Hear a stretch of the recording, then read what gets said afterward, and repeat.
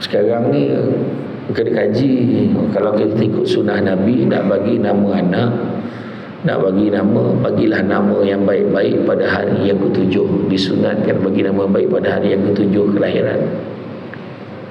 Kan? Ini belum terbit dah ada nama. Tahu belum terbit, belum lahir lagi. Dalam paut ada. Kalau boleh nak ambil pen tulis ke paut. Siapa orang muda sah lah saya tu. Nama anak jin. Ya, nama anak jin ni kita panggil nama dia dengan jin-jin nyawan. Mana? Ya. Balkis, nama anak jin. Pas sudah anak-anak aku ada seorang kata kan, tak apa. Tak, dah bagi nama tu sebab sekarang ni kadang-kadang nama anak dia letak nama tu tapi panggil alang panggil.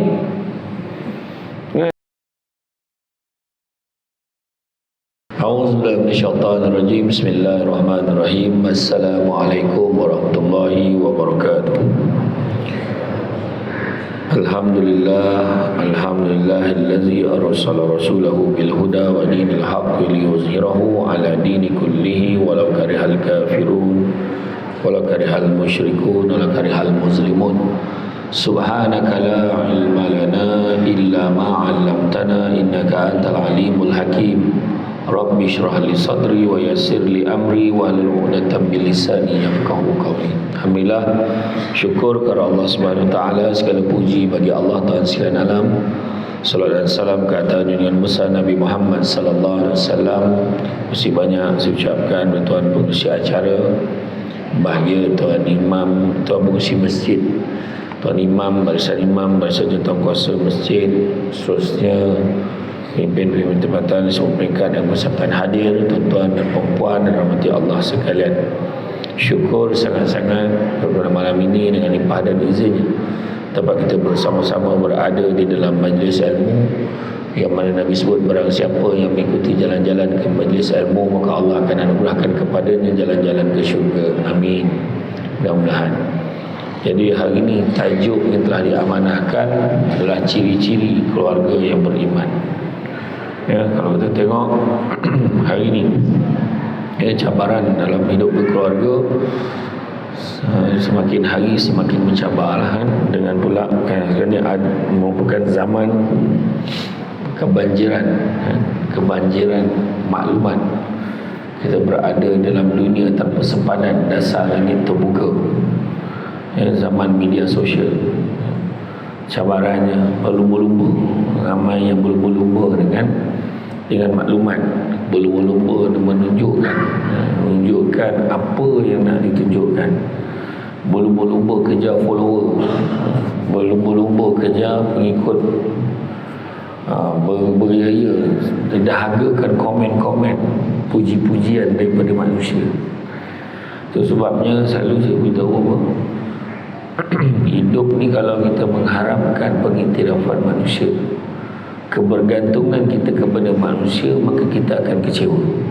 Itu paling mustahak kan? Hidup berharap pada orang, berharap pada manusia, kita akan kecewa. Berharaplah kepada Allah. Dalam keluarga kita, orang perempuan tak minta suami aku macam ni, harapnya suami aku macam ni, kita akan kecewa. Sebab manusia ni tak sempurna. Tapi kalau berharap pada Allah, ya Allah jagakanlah suami aku ni untuk aku, jagakanlah isteri aku ni untuk aku, tolonglah lindungi kami ya Allah. Berharap, minta pada Allah. Tapi kalau berharap pada manusia, sekali kita akan kecewa. Kalau kita tengok beriman, apa maksud beriman? Membenarkan dengan hati, menyatakan dengan lisan, melakukan dengan anggota badan. Itu sebabnya bila ada seorang Arab Badui ini, dia sebut semuanya aku seorang mukmin, aku seorang mukmin, aku seorang mukmin, dia kata. Aku seorang beriman, dia kata. Maka Nabi tegur, alangkah baiknya kalau kamu menyebut yang kamu itu seorang muslim. Sebab apalah? Sebab Muslim boleh selesai dengan pengakuan. Aku seorang Islam, tak ada siapa, semua boleh ambil mic, beritahu mereka semua saya seorang Islam, semua boleh cakap. Tapi tak ada siapa yang berani ambil mikrofon cakap alhamdulillah saya lah yang paling beriman ke masjid tanah. Tak ada. Tak ada siapa yang berani cakap itu. Sebab apa? Iman tak selesai dengan pengakuan, mesti dibuktikan juga dengan perbuatan. Macam tadi kan yang disebutkan tadi, maknanya membenarkan dengan hati, menyatakan dengan lisan, menyatakan dengan lisan, melakukan dengan anggota badan. Saya cakap saya seorang beriman, saya beriman kepada Allah, tapi banyak benda tak boleh, puasa tak, semayang tak, semua tak. Macam mana kan? Macam itulah. Dan bila sebut tentang ciri-ciri keluarga beriman, tentunya lah ciri-ciri itu ciri-ciri yang baik. Dalam membina sebuah keluarga, tidak dapat tidak, 3 perkara kena ada. Pertama, mestilah berlandaskan syariat Islam. Pertama, keluarga ni mesti berlandaskan syariat Islam. Yang kedua, tidak ada pasangan yang kenal pasangannya melainkan proses yang berterusan. Dan yang ketiga, tidak ada pasangan yang suka dirinya dibanding-bandingkan dengan orang lain. Itu 3 perkara. Tapi ikut syariat Islam. Macam mana pula yang orang ajar kat dalam buku motivasi keluarga ke apa, cakap lah macam mana pun, tapi tetap syariat Islam semua ada. Dalam Islam dah ajar ada semua tu. Yang kedua, bila sebut tentang tak ada pasangan yang kena pasangan, memang betul. Dah kahwin 20-30 tahun masih lagi sebut tak apa bodoh perangai lelaki aku ni. Tak apa nak lagi, tak tahu lah. Orang lelaki pun komplain pasal perempuan ni, poning kepala aku budak perempuan ni, apa bodoh nak lagi. Tak selesai. Tak faham aku sebab proses tu berterusan. Perangai pula berubah. Bila dah berusia lain pula, bila dah kahwin lain perangai dia, bila dah ada anak orang lain pula perangai dia, bila dah bercucu lain pula, bila dah pegang jawatan lain pula, bila ada pangkat dekat dalam pejabat dah lain pula. Dia macam-macam perangai, sikap berubah. Maka pasangan ni kena mengenali secara berterusan. Dan yang ketiga, tak usah dibanding-bandingkan, ya? Dan bila sebut tentang keluarga yang beriman ni, tuan-tuan dan puan-puan sekalian, kita tengok betapa dekat dalam rumah tangga ni, tujuan berumah tangga pasangan ni haruslah jelas. Dan nak bina rumah tangga mesti jelas. Sebab kalau boleh lah, kalau kita meletakkan Allah ini sebagai asasnya, maka inilah satu bentuk ibadah yang paling panjang dalam hidup kita. Ibadah yang paling panjang, rumah tangga, perkahwinan, suami isteri, ya? Kalau dianggap, kalau dia kerana Allah, benda baik diizinkan oleh Allah, niat kerana Allah, cukup 3 sifat ni, ciri-ciri ni, ibadah. Benda baik diizinkan oleh Allah, ya? Benda baik diizinkan oleh Allah, niat kerana Allah, insya-Allah. Maknanya kalau kadang benda tu baik tapi kaedahnya tak diizinkan, caranya tak betul, tak dapat pahala ibadah. Itu sebab saya pernah ceramah tu untuk bakal pesara masa tu di Pusat Perubatan Universiti Malaya. Dia buat kat situ tapi pelbagai agensi dekat kat situ. Sebut-sebut kalau orang tu benda yang baik, dia niat kerana Allah, ya? Caranya pun diizinkan oleh Allah, insya-Allah dapat pahala ibadah. Jadi adalah satu hamba Allah ni kata, ya Allah ruginya saya, dia kata, saya selama tak pernah nak niatkan kerana Allah, rugi. Kerja pula, banyak kerja kat Jabatan Kebajikan Masyarakat. Masyarakat bagi bantuan ke orang, dia yang pergi sampaikan, tolong sampaikan bagi pihak jabatan. Kalau orang benda baik diizinkan oleh Allah, dah kaedahnya betul dah, caranya tak tipu, tak ada apa, tapi dia terlupa niatkan Allah, rugi. Macam orang kahwin kan, kenapa nak kahwin? Imam tanya, mak bising, kenapa kahwin? Ramai ke kawan kahwin lah. Kenapa kahwin? Geram dengan orang perempuan lagi teruk. Kenapa nak kahwin? Umur dah banyak dah, bila lagi nak kahwin? Tapi jaranglah dengan pengantin ni mula tanya sebab apa nak kahwin. Dia kata, saya nak kahwin kerana Allah, dia kata kan. Biasanya niat kahwin kerana Allah ni biasanya lelaki yang dah kahwin. Maknanya dia tak ada jawapan lain kan. Itulah jawapan dia boleh bagi. Lopeh tak lopeh tak tahulah kan. Tapi niat kerana Allah. Ni asalnya datang kerana Allah. Susah nak cakap senang kan. Ya. Macam malam ni kan, berapa ramai yang datang kerana Allah. Ramai yang datang kerana Allah. Tapi yang ramai nak tengok sampai depan macam rupa sama tu kan. Sama kan, cuma tak perasan lah dia tinggi tu kan. Itulah TV tu letak tinggi sikit tu. Perasan tinggi. Apa kerana Allah. Perempuan kan, kat rumah kan. Apa ramai kan, dah aku ni bini dia, buat aja lah, tak ada pahala kan. Kenapa kau masak ni? Kerana Allah. Layan suami kerana Allah kan. Semua kerana Allah. Jadi senang hati dia, semua kerana Allah. Tak lama lagi ni sekarang bulan Rejab, nak masuk Syaban. Syaban Ramadan, tengok Ramadan. Perempuan bangun awal pagi, pukul 4 pagi dah bangun, nak siapkan sahur kan. Bokor tuntang ke dapur, tutang kan. Cari metok dah, rambut kompang macam kodomo lain kan, macam-macam masak siap. Tak kisahlah panih ke lauk malam tadi pun Zam dah siap. Bangun jauh 30 hari tuan, 30 pagi orang perempuan bangun. Tapi dia siapkan honor yang paling baik sekali, nak bagi ahli keluarga boleh berpuasa, nak bagi ahli keluarga dapat makan makanan yang mulia, semulia makanan sahur. Tapi rugi dia bila dia tak niat kena Allah. Nampak tak? Habis kalau period tak ada salah, ada niat kena Allah. Tak tahulah kalau orang yang period tak boleh masak. Boleh masak kan. Walaupun kita ni datang bulan, kita bangun pagi niat kena Allah 30 hari. Nak pula dah lah niat kerana Allah. Masak lauk sodak-sodak, ya Allah, aku masak ni kerana-Mu ya Allah, mudah-mudahan ahli keluarga aku dapat berpuasa beribadah kepadamu ya Allah. Kena pula malam tu dah lah niat tu dah dapat beribadah. Malam tu pula Lailatul Qadar macam. Tu sebab jangan merungut perempuan masak panih dah lah pagi tu paling teruk betul dah dah bodoh yang lain semua manis lauk malam tadi yang susah lah nak jumpa. Adalah kawan seseorang dekat Kuala Lipis sama belajar dengan saya dulu. Dia memang setiap pagi dia memang tak puasa pula puasa. Memang dia bangun pagi pukul 4 pagi nak siapkan makanan sebab anak-anak dari sekolah semua tak boleh makan makanan sekolah, semua nak makanan mak dia. Dia mau masak, bayangkan bosan orang perempuan jangan komplain, penat lah jadi perempuan, macam mana nak buat. Pagi terdarah kau jual jantan ni, dia kata lah kau masak lah. Orang perempuan cukup senang masuk syurga, cukup senang.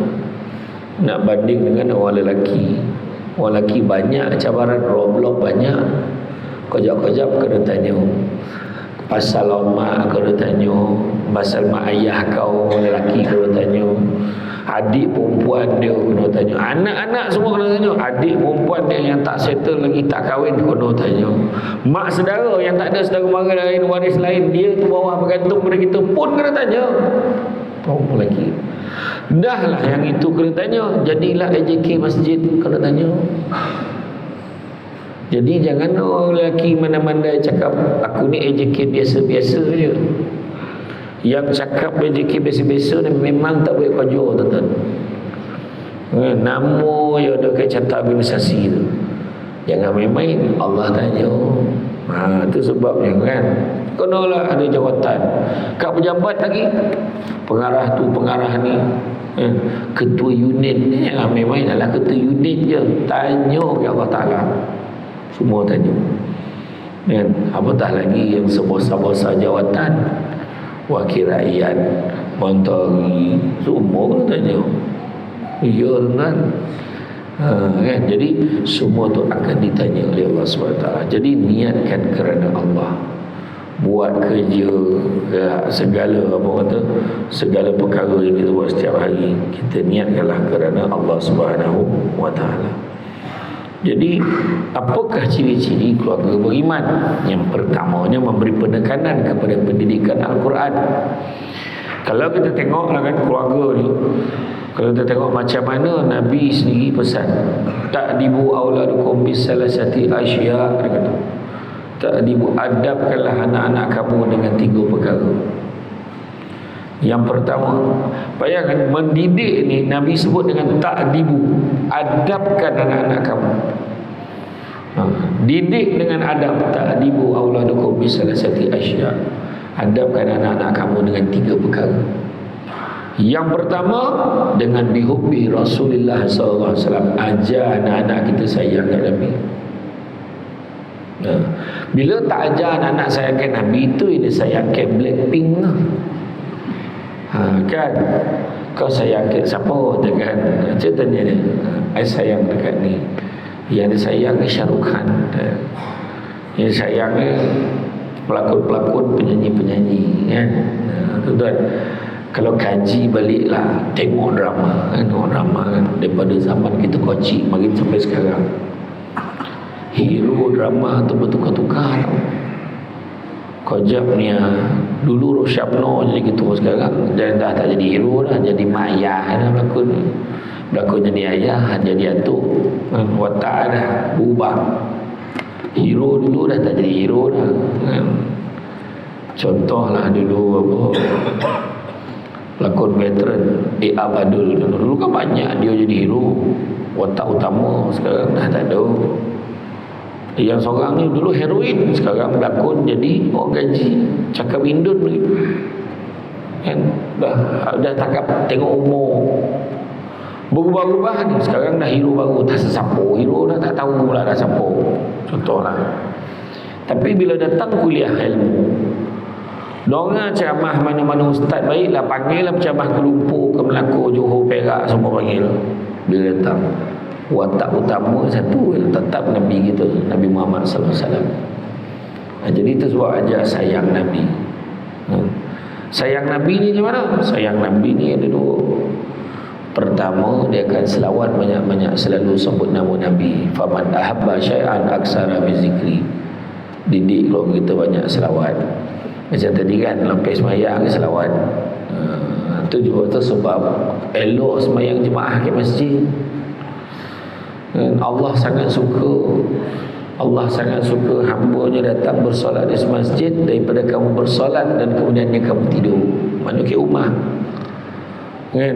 Bila semayang anak pula tu, sebab kalau orang tu datang, dia belajar ilmu hadis ni semua. Bila dia duduk semayang maghrib dah habis, dia duduk kat situ, dia tak bangun daripada situ, dia tunggu sampailah isyak, dia duduk kat situ sambil dengar ceramah misalnya, maka dia akan dapat pahala seolah-olah dia masih lagi bersolat walaupun dia duduk sesajuk. Itu dia. Jadi mana kata yang pertama tadi, ingat Nabi selalu dengan menyebut nama Nabi. Faman aksara bizikri, kan? Maknanya kalau dia sayang Nabi ni, selalu sebut nama Nabi. Faman ahabba syai'an aksara bizikri, siapa sayang Nabi, dia selalu menyebut-nyebut nama, ya. Dan itu juga yang kedua, dia akan buat apa Nabi Qawmal, tinggalkan apa Nabi larang. Paling senang, hidupkan sunnah Nabi.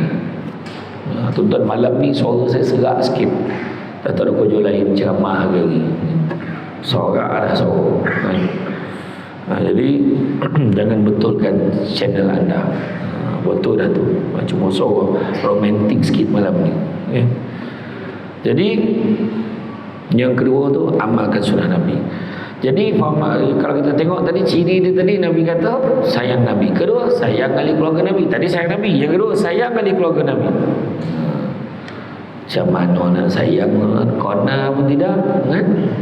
Siapa nama isteri Nabi yang dia tahu? Siti Khadijah, Aisyah. 2 tu lah. Yang lain tak ingat. Oh, tu pun nama bini Nabi juga, tak tahu dah, kan? Anak-anak Nabi siapa dah, kan? Kalau tuan-tuan dan puan ada peluang pergi ke Madinah, kan, pergi ke Madinah, bayar tak silap saya 10 rial ke 15 rial, 30 rial, 30 rial masuk muzium Nabi, masuk. Sekarang dah bagus, dah dipakai 3D, ditunjukkan takkan tu salah silah keturunan Nabi, anak Nabi semua meninggal dunia awal, usia muda, tengok siapa. cucu-cucu Nabi. Saddam Hussein itu ingat. Kan? Jadi pada kata kena kenal. Dan yang ketiga, biqiraatil Quran. Didikkan anak kamu dengan pendidikan Al-Quran. Sebab dulu silibusnya Al-Quran. Malahan pernah satu ketika seorang lelaki bawa anak dia jumpa dengan Sayyidina Umar. Wahai Umar, kau nasihatkan anak aku ni, nampaklah anak aku derhaka. Maka Sayyidina Umar pun nasihatkan dia, jangan derhaka, dosa, masuk neraka, macam-macam lah. Sudahnya budak tu bersuara, adakah dalam semua keadaan seorang anak saja derhaka pada ayah? Ada tak keadaan seorang ayah itu juga dikatakan derhaka? Maka jawab Umar, ada. 3 keadaan seorang ayah itu derhaka. Pertama, kegagalan memberikan nama yang baik-baik untuk anak dia. Ayah itu derhaka. Bagi nama yang baik-baik. Jangan bagi nama macam karangan. Orang sekarang nama macam karangan. Nur Batrisha Kristina Humaira binti Ahmad Zulkifli Ahmad bin Allah panjang betul macam karangan. Simple je nama. Letak nama, cari makna yang baik-baik.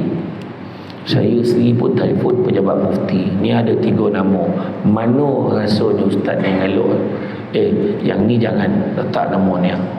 Kadang-kadang dalam buku nama-nama baik dalam Islam kan, memang betul maksud dia baik, tapi rupanya anak jin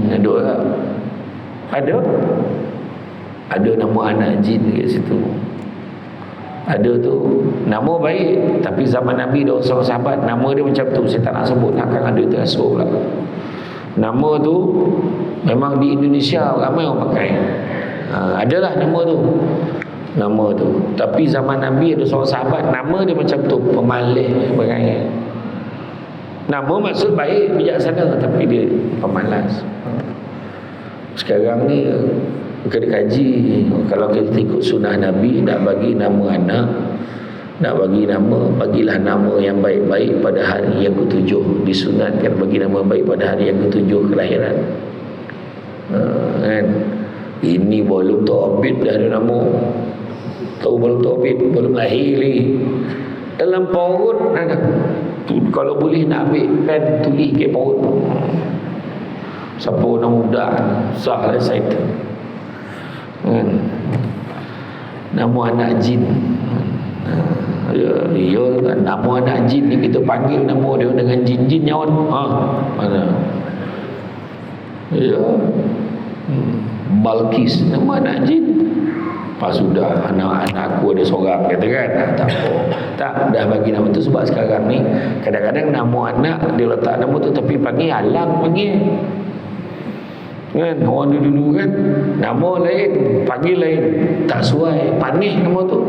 Bukan panik, mari tak kaji. Orang dulu senang, orang dulu mana sampai nama tu wadup nama dia. Iya, ada tu tupang, ada tu torang nama. Dia tengok suasana satu pun nak bagi nama anak kita ni. Macam-macam lah kan. Iya. Ada tu pula combine nama abang, nama saya, kita combine nama bini Mahani, nama abah Yahya. Yamaha dah tu. Tu nama Jepun kan, bukan nama Islam tu lah. Nama Jepun lebih dah kena ejek kat sekolah nak dah brum dah kena. Maznah Daud, Mazda dah tu lah. Letak nama yang baik-baik. Jangan letak nama Syamsul. Syamsul tu maksudnya matahari panik. Sajuk dipilih Syamsul. Kan berapa luh ni. Ni berasuah kawan sikit. Heran aku daripada tadi. Daripada tadi heran. Kipis banyak. Aircon ni tak on ke apa? Ayo, waktu kan penjimatan kan. Aircon ni on ke tak on? On. Macam tak berkibar je. Oh, pintu buka. Itu lah dia. Kan? Lah siap nak buat. Tak boleh sedalam ke? Tak boleh. Ramai betul malam. Sehingga tak kurang 20,000 sahabat.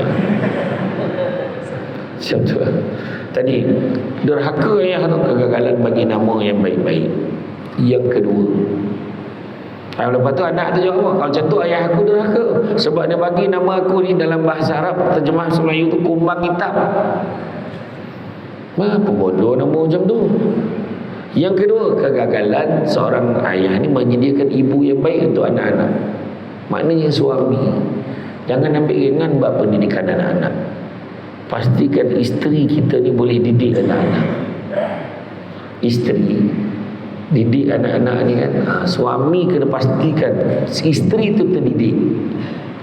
Orang lelaki dalam bab nafkah kena bagi nafkah dekat isteri dia, zahir dan batin. Batin ni tidak hanya tertumpu pada cerita takatil saja. Nafkah batin termasuk juga memberikan didikan agama. Kalau tak mampu nak didik isteri dengan agama, jangan larang dia belajar agama. Bang nak pergi masjid lah dekat ceramah, tak payah. Kau duduk rumah, biar aku ceramah kat kau. Suami yang cakap, sudah tak ajar. Yang isteri nak pergi dengan kuliah kat masjid, pergilah. Untuk makluman semua, di masjid ini, Masjid Sultan Abdullah kan, setiap malam ada kuliah. Bukan malam ni aja. Saya kena beritahu, setiap malam ada guru-guru takmir yang lebih mendalam ilmunya bila mengajar. Jadi jangan tak datang.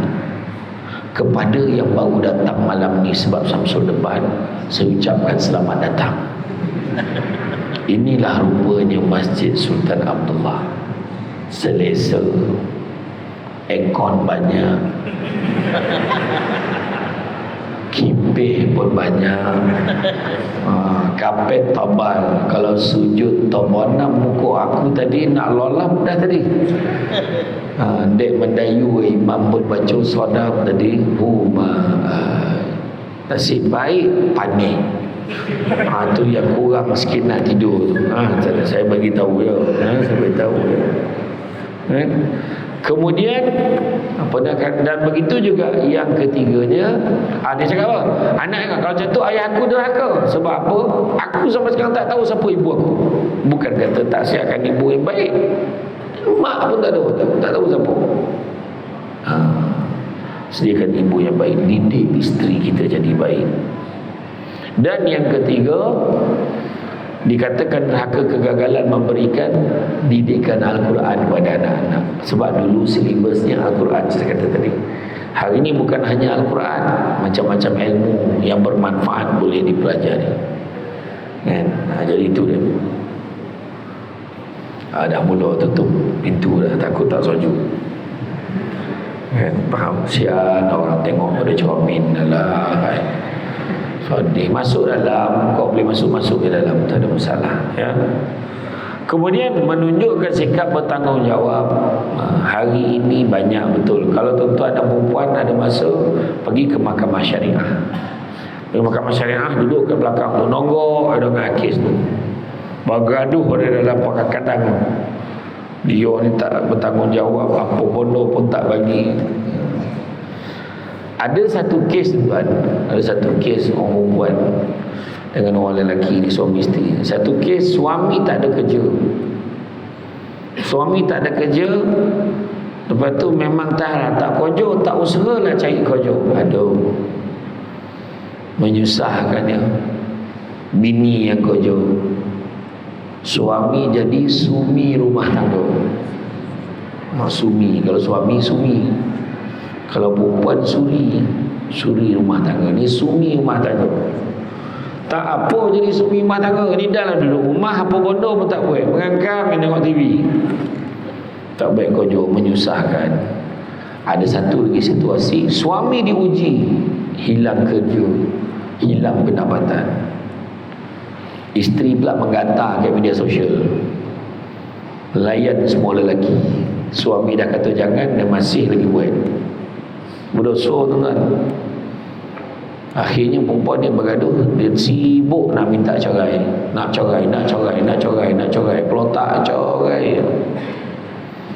Itu sebab kuasa talak ni Allah bagi kat lelaki. Kalau bagi kat perempuan, tuan-tuan tak tahulah berapa kali sehari kita dapat.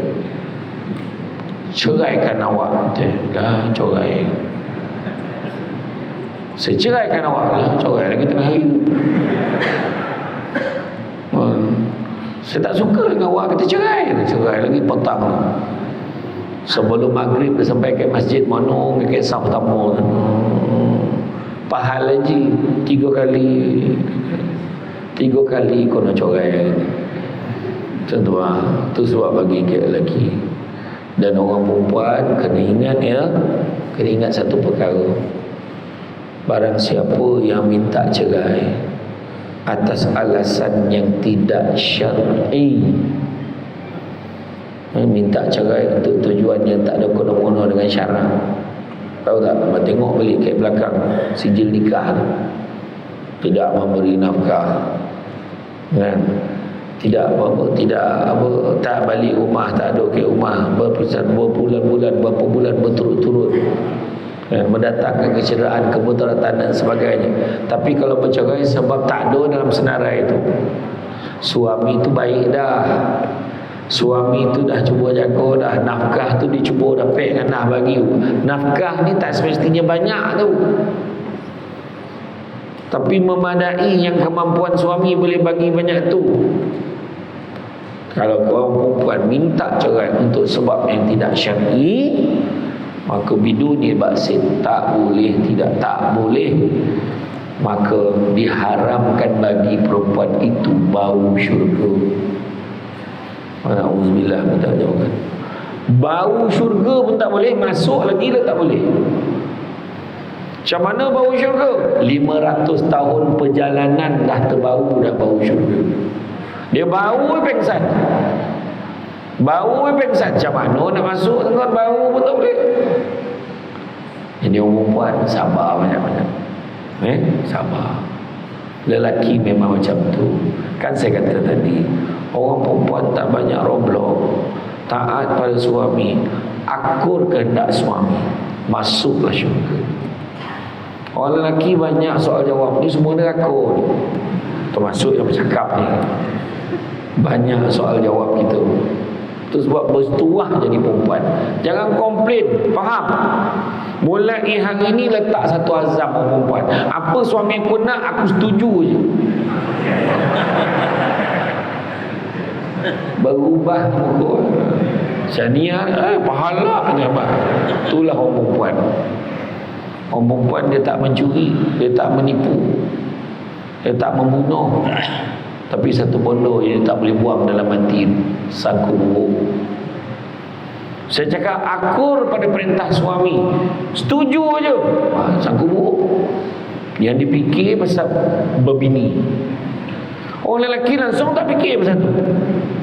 Nampak semua tuan-tuan. Kan? Iya. Jangan sangka buruk, sangka baik. Ada satu lagu, saya pegang awak punya, awak pegang saya punya. Mula-mula apa pegang apa? Tembak. Sangka buruk orang bola otak. Saya pegang awak punya, awak pegang saya punya, kita sama-sama pegang hidupnya. Hidup. Dia tak apa dia fikir dalam kepala tu, kan? Saya pegang awak punya otak tu lah. Tak elok. Tu ujian tu. Cangkuk buruk tak habis-habis. Suami lambik balik. Mana perijantan? Siap kau. Imam ajak lelaki kita mengaji. Bukan baik benda tak baik, mengaji. Lepas Isyak aku sedap kita ngaji lagi nak. Tadi sedap pula ngaji. Boleh lama ngaji lagi. 9:30 pun sampai rumah. Dah kono balun dengan bini. Gimana? Orang majlis tanah macam tu lah. Pahal salah. Tak adalah. The sound lagi tu. Abang tadi mengaji. Baca pun berterabur. Ya Allah, mulut kau. Kawan tu baru nak belajar. Abang jangan nak tipu lah. Betul. Abang ngaji dengan imam. Abang dengan imam sama minum kopi dah. Imam lah kena. Itu yang lelaki kena malik tu. Itu sebab besok tu imam tanya lagi, malam ni ngaji lagi tak? Tak dapat bang. Kat rumah bising mah. Malam tu tak sampai tunggu doa tu kan. Lepas bagi salam balik. Lepas bagi salam maghrib balik rumah. Assalamualaikum. Bini pun tu bukan jawab salam. Copek balik. Dah copek pula.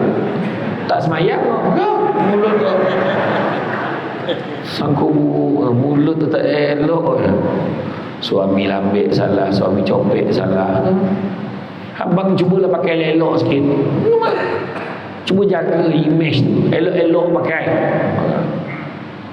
Esok tu suami pakai smart, baju masuk dalam, buta sampai atas. Ni lawa-lawa ni pergi mana? Apa masalah kau membuat tak faham betul? Azan dulu. Azan dulu tak? Azan.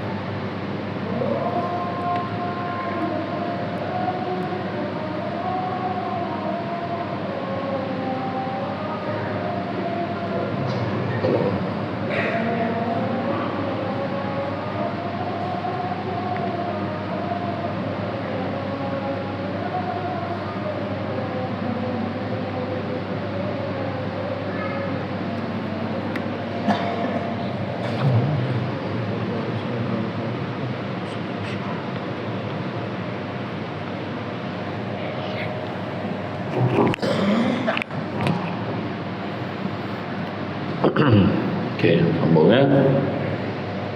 Jadi makna kata kalau dalam aspek keluarga ni, keluarga beriman ni pendidikan, jadi kan pendidikan Al-Quran tadi. Al-Quran tadi silibusnya mengajar anak-anak kita, mengajar ahli keluarga kita dengan didikan Al-Quran. Kena bagi penekanan kepada pendidikan Al-Quran. Yang keduanya, menunjukkan sikap bertanggungjawab, sikap tanggungjawab terhadap anak-anak. Kena ada tanggungjawab, jangan biar je kan? Macam saya kata tadi, bab nafkah, bab nafkah kena bagi. Saya selalu beritahu, itu ramai orang lelaki marah. Saya kata dalam bab nafkah orang lelaki kena ingat mestilah mengutamakan isteri dan anak-anaknya. Bab nafkah, isteri dan anak-anaknya, kemudian baru mak ayah dia. Bab nafkah, berbuat baik kepada ibu bapa, berterusan, tak pernah putus, dia memang kena baik-baik. Tapi dalam bab nafkah mesti utamakan isteri dan anak. Habis macam mana Ustaz? Kalau saya pendapatan saya ngam-ngamnya, tu patut kena fikir sebelum kahwin. Sebelum kahwin kena fikir, bukannya dah kahwin baru nak fikir. Cabaran rumah tangga hari ni memang besar. Antara cabarannya tak layak, tak mampu, ikhtilat cabarannya. Tak mampu, memang tak mampu, tak ada duit, tak kojo. Saya kata tadi, ada yang tak boleh hidup dengan kesusahan. Dia boleh senang dengan suami itu, tapi bila suami dia uji dengan kesusahan, dia tak sanggup. Itu yang masalah tu berlaku hari ni. Tak mampu tak kahwin, tak mampu nak kahwin, tak mampu tak ada duit, dimampukan dengan personal loan, baik pinjaman peribadi dengan interest, dengan duit yang bercampur dengan faedah ni digunakan sebagai asas pembina rumah tangga. Tentu banyak masalah. Ya. Yang kedua, tak layak. Tak layak ni ilmu apa pun tak ada, ilmu agama tak ada, tapi nak kahwin. Kalau sudah kahwin belajar lah, sampai sudah tak belajar. Itu sebabnya kalau yang berkahwin bersilang budaya ni, bersilang budaya, contoh yang bukan Islam, dia nak kahwin, dia tak nak orang masjid tanah tu. Hidungnya sama tu, cik yang hidungnya panjang tu, boleh sangkut hanger, yang mancung nak cari. Hidung kepet yang tak nak tu, nak yang mancung. Nak cari yang golap-golap sikit. Dia suka yang Afrika, yang berkilat sikit. Dia suka yang macam tu. Dia memang makanan favourite dia dodol, penganan tu. Dia nak lelaki yang macam tu juga. Boleh, tak ada masalah. Bosha pahloi, bawa orang masuk ke dalam agama kita. Tapi sebaik-baiknya kita suruh dia belajar agama, sebab kita tak nak dia masuk Islam hanya sebab nak kahwin. Biarlah dia belajar mendalami ilmu agama. Jadi itu kena tengok. Dan yang begitu juga tak layak, orang yang panas baran pun tak layak kahwin. Siapa yang panas baran tu bawa bersabar, bertenang. Dia jenis tu kena masuk khusus nama dia anger management, pengurusan amarah. Nak marah kawal, marah tu normal kan. Marah aduh, marah nampak, tahu dia marah. Tapi kalau boleh cara kita marah tu kita kena kawal, kena kontrol. Dan begitu juga ketika ikhtilat, tak jaga batas perhubungan. Banyak sangat kes hari ni, dia tak jaga batas hubungan ni sebelum kahwin. Tak semestinya dengan pasangan dia tau, dengan orang lain. lelaki itu dengan perempuan lain, isterinya itu dengan lelaki lain sebelum kahwin, dah ada hubungan macam-macam buat. Dan dia tak boleh nak dedahkan sebab Allah suruh kita jaga aib. Nak kahwin dia tak ceritalah, dia dulu pernah ni kawan orang ni, apa benda tahap yang dia buat pun dia tak cerita. Tapi hari ni dunia tanpa sepadan, dasar langit terbuka, tiba-tiba terjumpa dalam media sosial. Ada kawan-kawan share, habis kan. Dalam 50 pasangan, satu je pasangan boleh bertahan. Menurut kajian, kalau dapat tahu benda-benda yang bukan tentang pasangan, walaupun benda tu berlaku sebelum kahwin. Ada seorang lelaki baru hantar mesej kat saya semalam, jumpa mesej, dapat tahu yang isterinya pernah terlanjur dengan lelaki lain. Bila? Sebelum kahwin. Tapi masa tu dia dah mula kenal, dia dah kenal-kenal sebelum nak kahwin. Masa tu berlaku. Susah tuan-tuan. Psikologi lelaki ni terganggu. Setiap kali dia nak sentuh isteri dia, dia terbayang muka lelaki lain. Dia terbayang orang lain yang telah bersama dengan isteri dia. Benda tu jahat, setan kacau. Tu dia berlaku. Itu sebab jagalah ikhtilat ni. Jaga batas hubungan lelaki ke perempuan, jaga dulu. Kemudian memiliki kecenderungan kepada agama. Semua penilaian dia agama. Kan? Datang masjid, bagus lah kan? Datang masjid, pergi ramai-ramai, dengar kuliah. Betul. Sikit agama. Nampak tak? Okey, malam ni kita semayang berjemaah. Bagus, steady kan? Esok pagi subuh semayang berjemaah sama-sama. Kojut ahli keluarga. Ni tak? Sian bang, anak kita kecil lagi. Tunggulah dah besar, suruh ajak semayang sesama.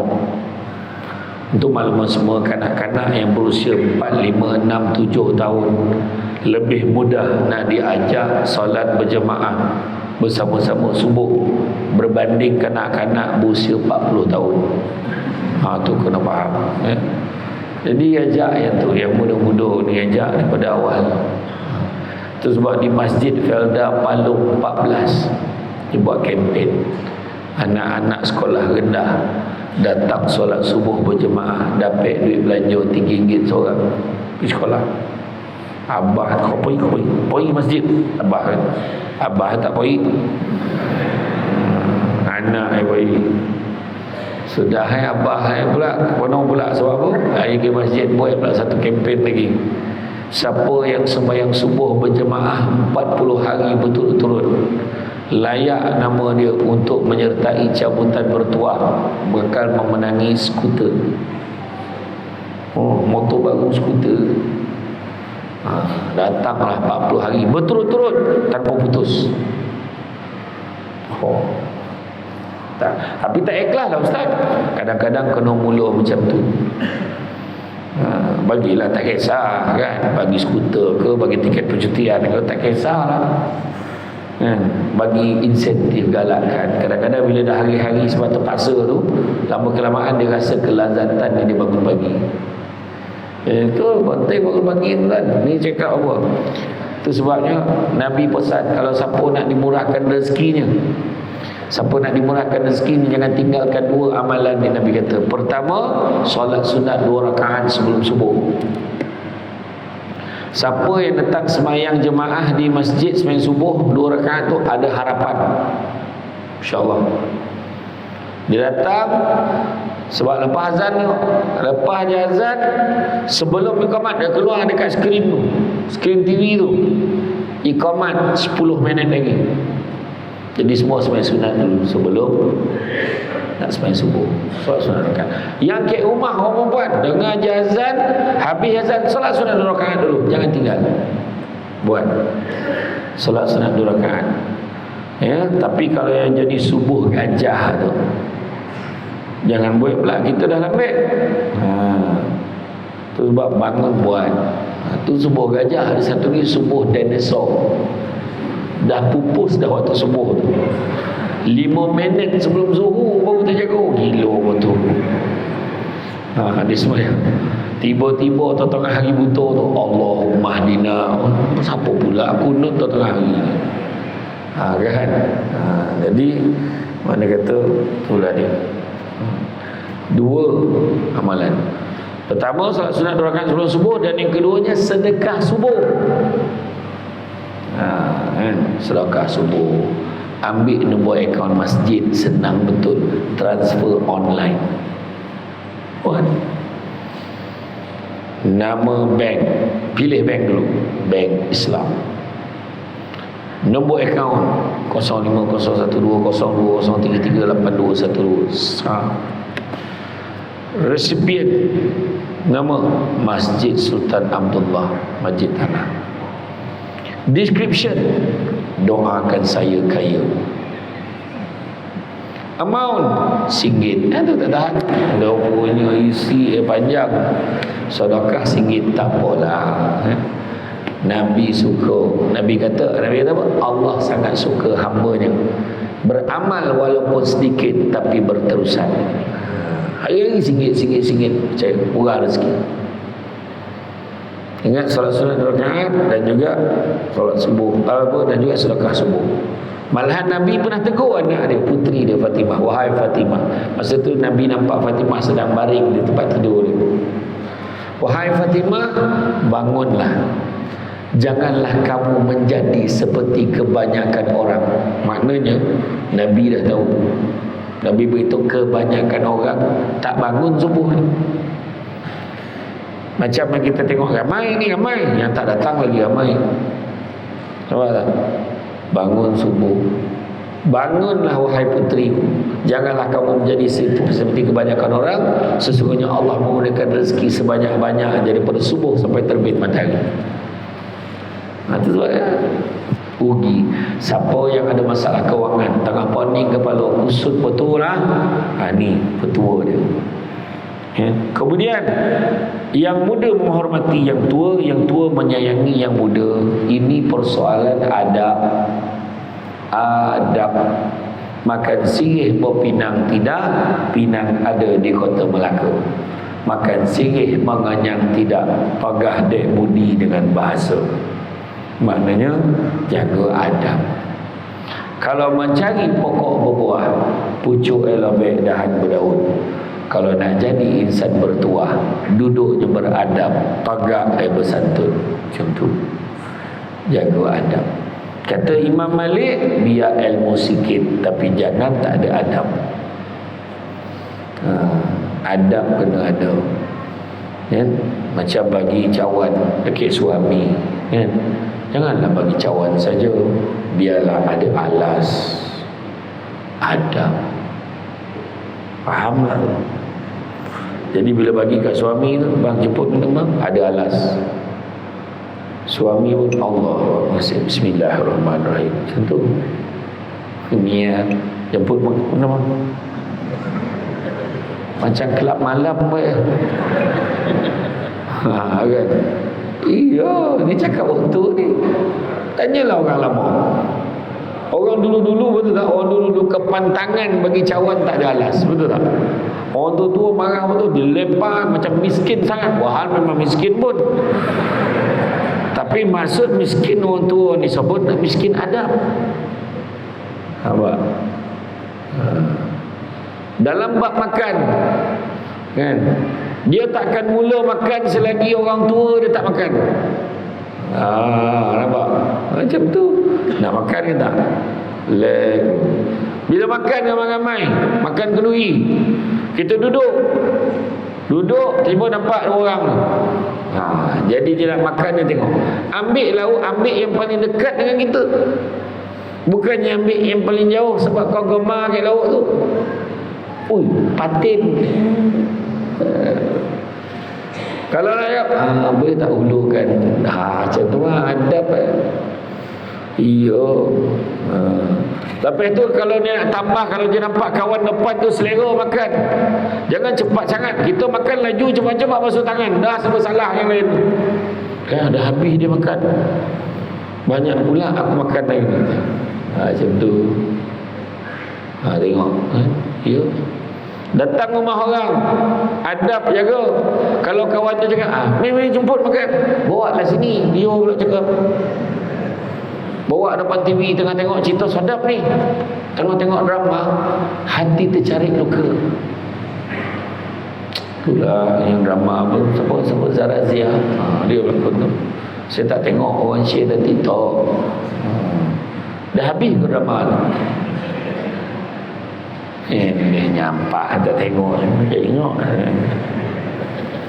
Tak kisahlah kan. Jadi tengah syok, tengok TV, tuan rumah dah ajak, adab ikutlah dia. Dia tuan rumah, kau pula. Macam tadi, AJK Masjid dah beritahu saya, makanan dekat bangunan sebelah tu. Kita kena berjalan ke sana ni. Dia dah beritahu saya. Kira macam tu. Agak saya nak sound lah. Kalau boleh setia makan pahala ke sana, ikutlah adab topik orang tu. Adab dia siapkan makan untuk. Ni sekarang makanan dah ready belum ni? Agak-agak tanya makanan. Tak ada, kalau makanan dah ready, makruh camah lama-lama. Ada tanya apa-apa. Jadi ia jaga adab. Jaga adab. Nabi sendiri pun jaga adab. Nabi dengan orang tua, Nabi lemah lembut. Dengan isteri, Nabi lemah lembut. Nabi tak marah. Cara Nabi marah ni lain. Nabi kalau bangun tinggalkan majlis tu, tak bagi salam tu, marah sangat tu. Kita ni pula selagi tak sampai penampak kat buku, tak tahu orang tu marah. Tu beza je. Nampak adab. Adab. Kalau kita tengok Abdullah bin Abbas, antara sahabat saudara Nabi, sepupu Nabi yang cukup terkenal dengan adab. Dia nak berguru lepas Nabi wafat. Waktu Nabi wafat usia dia baru 13 tahun. Dia berguru dengan semua sahabat-sahabat Nabi. Dan bila pergi ke rumah sahabat Nabi, bila nak berguru, dia duduk di depan rumah tu. Dia tak panggil, dia tak apa, dia tunggu guru dia keluar. Sebab dia takut mengganggu guru dia tengah berehat. Macam tu. Dia nampak pula macam mana Sa'ad bin Abi Waqqas masa tu. Dia nampak tengah tunggu-tunggu kenderaan. Mana nak kenderaan nak bawa? Dibawa hanya satu kenderaan, kuda, unta, tak pula disebutkan. Bawa kenderaan tu, maka naiklah Sa'ad bin Abi Waqqas. Bila berterus dia jalan, bila jalan aja, dia Abdullah bin Abbas ni mengiringi guru tu dengan berjalan kaki. Guru tadi naik kuda, naik unta, dia jalan kaki. Kenapa kau tak naik sama? Beginilah kami diajar adab oleh Nabi, cara-cara nak hormat kepada guru. Turun daripada tempat, sampai tempat dia turun daripada kenderaan, sahabat Abu Waqqas tadi capai tangan Abdullah bin Abbas, salam dia cium tangan dia. Kenapa pula kau salam cium tangan aku? Beginilah pula kami diajar adab menghormati salah silah keturunan Nabi. Adab, adab. Datang biar nampak muka, balik biar nampak belakang. Adab. Ya, jaga.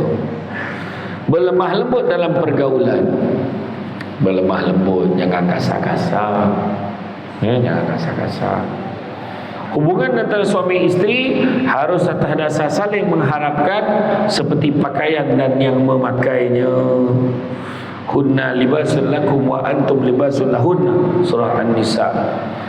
Maknanya pakaian, fungsi suami isteri ini dengan keluarga ni macam dengan pakaian dan yang memakainya. Apa maksudnya? Ada 3. Pertama, pakaian itu menutup aurat ikut syariat Islam. Kedua, melindungi diri dari panas, dingin dan sebagainya. Maknanya pakaian itu melindungi. Itu sebab maksud suami isteri tadi ibarat pakaian dan yang memakainya. Dia jaga pasangan dia, melindungi, cover. Pakaian itu cover dia. Orang cakap bukan-bukan, dia pertahanan. Jangan kau cakap apa-apa pasal suami aku baik. Ini dia sama join. Memang itu tak boleh pakai. Dia punya berdongku, ya Allah, tidur. Dia mengutuk suami isteri. Orang lelaki ni bila dituduh berdengkur, percaya cakap saya, dia tidak pernah mendengarnya. Tu, kita orang lelaki dia kata tidur dengkur tu. Sebenarnya lelaki yang tidur berdengkur ni ada cerita. Dia sebenarnya berada di tengah padang safari. Dia tiba-tiba menjelma seperti seekor singa dan nampak binatang-binatang seperti rusa, kancil, seperti untuk dimakan. Dia kejar ni. Tu bunyi. 4 ekor. Lepas tu dia dah panggilkan kawan dia datang. Panjang cerita tu, nanti saya uraikan kemudian. Tapi sebenarnya saya nak beritahu, ini satu nak share juga ni. Siapa yang tidur berdongkur tu, pergilah ambil mesin tu cuba. Saya dah pakai dah mesin tu, saya pasang dekat sini.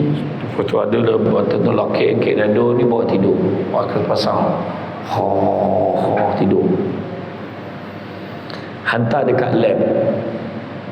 Mesin ni ada, cuba tuan-tuan carilah mesin sleep apa-apa dah. Dia nak check kita punya sleep apnea. Bila check rupa-rupanya dalam dia mesti 5 jam. Kita pakai mesin ni. Tidurlah macam Robocop pasal malam tu tidur. Dah hantar kat lab, rupa-rupanya saya dalam tidur. Sebab selama ni kita sangka kita tidur berdengkur sebab penat saja. Kita penat sangat. Ada orang macam tu, memang ada. Dia hari kalau dia tak penat, okey dia tidur. Kalau berdengkur, penat betul ni. Kan? Ni kalau dah hari-hari berdengkur, hari-hari bonek tu. Dia cek balik rupa-rupanya saya dalam tempoh 5 jam tu dikaji purata, setiap jam 84 kali nafas saya terhenti. Namanya obstructive apnea. Dengan satu lagi hypoapnea, macam itulah. Jadi disebabkan itu saya disyorkan pakai oksigen tidur. Sebab saya senang kan, tanya lebar je. Senang, naik kereta, hilang. Jaga-jaga macam tanah. Itu sampai. Tentulah. Iyo tuan. Betul. Jadi, ambil mesin. Bahaya. Lepas tu dalam kajian tu pula, saya punya kadar oksigen waktu tidur 92-93%. Tapi bila dia drop, dia cecah 60%. Bahaya. Itu sebab ramai orang kita ni meninggal dalam tidur. Meninggal dalam tidur kita semua, ya Allah, meninggal dalam tidur baik arwah ni, ya Allah. Kawan tu tercokik. Tidur toranti napih kawan. Kan tu orang perempuan kadang-kadang dia dah geram, dia tak boleh tidur. Aduh, orang tua ni.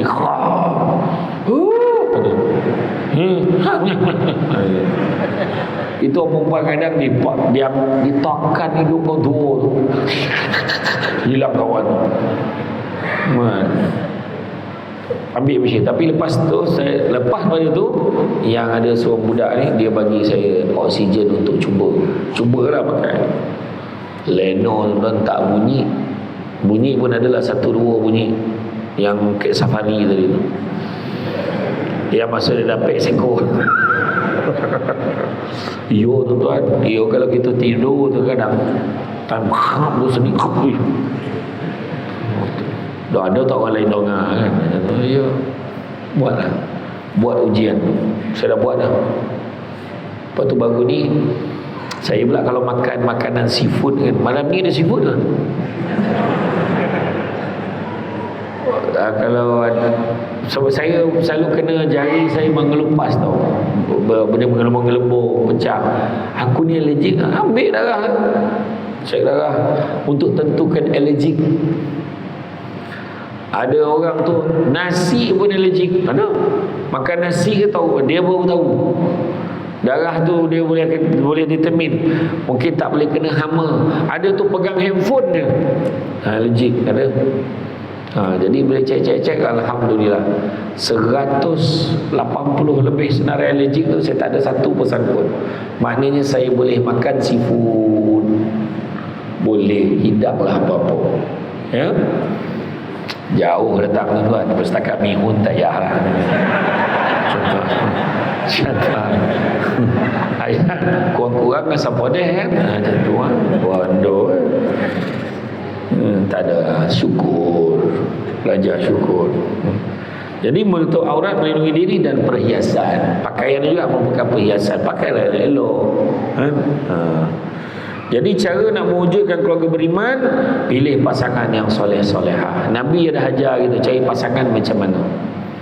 Pertama tengok rupa li jamaliha. Tengok rupa hari pertama dah menyampah macam mana. Nak ngadap dia lah. Mau ni hari-hari ngadap. Ya. Hari itu saya berforum di Universiti Malaysia Sabah. Saya, Alif Aziz, siapa nama pelakon? Allahuakbar. Apa? Bahrin mana lah? Bukan Bahrin, siapa tak? Allahuakbar. Lupa dah nama kawan saya. Zizi Kirana, Nilofa, Piuriz, suami soleh versus isteri soleha. Macam tu. Macam tu lah cerita. Macam-macam lah cerita tuan-tuan. Pilih pasangan dengan utamakan keimanan. Kita takkan jumpa yang sempurna. Takkan jumpa sempurna. Muka cantik pergi bangang. Ada. Mana tak cerdik lah belajar, apa pun tak tahu. Tak apalah belajar. Tak pandai belajar, pergi belajar. Betul tak? Tu ya. Tak handsome, boleh adjust. Muka dulu hitam berkilat, tonyoh hari-hari. Corah jadi. Iya. Samsul debat waktu KITM Melaka masuk ke London tu. Lalu ajar. Berkilat muka, main takraw hari-hari. Ke masjid ni, ke masjid tanah ni, ke solok duku tu semua tempat saya main takraw tu. Dulu lah dah injet, sakit lutut. Dulu masa makan cucu udap kalau gajah, yang naik moyang sadap kan. Dulu RM5 macam ni lah. Dulu masa zaman kodai yang tikus melintih macam tu lah. Okey, saya sembah lu gajah macam tu. Ui, sadap iya dulu. Pola cerita makan lah ni kan. Tu. Kan? Tengok li jamaliha, kecantikan. Tengok apa? Tengok li nasabiha, li hasabiha. Tengok keturunan dia, keturunan yang baik-baik. Tengok li maliha, tengok kekayaan dia, harta dia. Dan yang kelima, tengok agama dia. Dan Nabi kata kalau tak ada semua pun paling tidak tengok agama dia. Sebab muka tak handsome, muka tak lawa boleh adjust. Nampak tak? Lagi satu, kecantikan ni subjektif. Orang ni tengok cantik, kita tengok tak cantik. Yang kedua, keturunan ni mungkin tak baik dulu. Keturunan ni memang tak elok, menangis dadah, lapor pun curi, lapor semua. Tetapi rupanya dengan kahwin, manalah tahu berkat tingkat ketaatan kita pada Allah dan Rasul, Allah izinkan kita dapat kita melahirkan zuriat yang baik-baik. Kemudian di maliha, mungkin dulu tak ada duit, tak ada harta, tapi berkat ketaatan pada Allah dan Rasul, Allah murahkan rezeki kita. Dan begitu juga yang keempat, tengok dari segi agamanya. Kan? Okay. Kemudian niatkan saat menikah untuk ibadah pada Allah. Itu saya dah beritahu dah tadi. Menghindari hubungan dilarang Allah SWT. Banyak tuan baru ni pun ada saya dapat satu. Isterinya baru tahu yang suaminya merupakan macam mana cakap, suaminya goma ke jantan. Dalam handphone lelaki tu gambar lelaki. Bayangkan berlagu raket jantan dengan jantan, tak apa di goma pun tak tahu. Kambing pun heran. Kambing pun tahu jantan betina. Kau pula lelaki, apa pedah tu? Bila heran kan. Berlakulah masalah rumah tangga. Anak 5 tuan. Anak ada yang 3, 4, 5 ada, tapi kecenderungannya minat kat lelaki. Susah nak ubah orang ni, melainkan dia sendiri nak berubah. Benda ni banyak berlaku ni, hati-hati tu. Tengok suami dia nampak lelaki lain beriuk peluk, agama mana berapa-berapa, dia pahal dia. Cek. Ya. Kemudian suami berusaha menjalankan kewajipan sebagai seorang suami dengan dorongan iman, cinta dan ibadah. Usahalah untuk jaga keluarga. Carilah rezeki. Tak semestinya banyak gaji kita ni, tapi walaupun sedikit, tapi berkat cukup. Itu mustahil.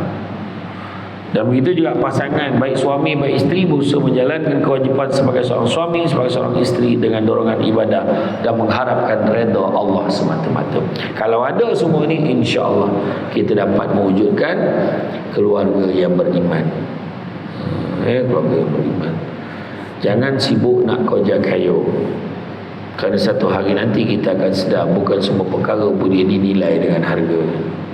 Tuan-tuan tengok ada orang tu jadi sibuk disebabkan menteri, dia jadi menteri, banyak kerja, itu kena buat, ni kena buat, tapi masa dengan keluarga pun tak ada kadang-kadang. Itu sebab kita bersyukurlah dengan apa yang kita ada sekarang. Syukur dengan apa yang kita ada. Manusia jadi tak bersyukur ada 3 sebab. Pertama, sibuk tengok apa yang orang ada sampai terlupa apa yang dia ada. Yang kedua, sibuk tengok kelebihan orang lain sampai lupa tengok ada orang lagi susah pada dia.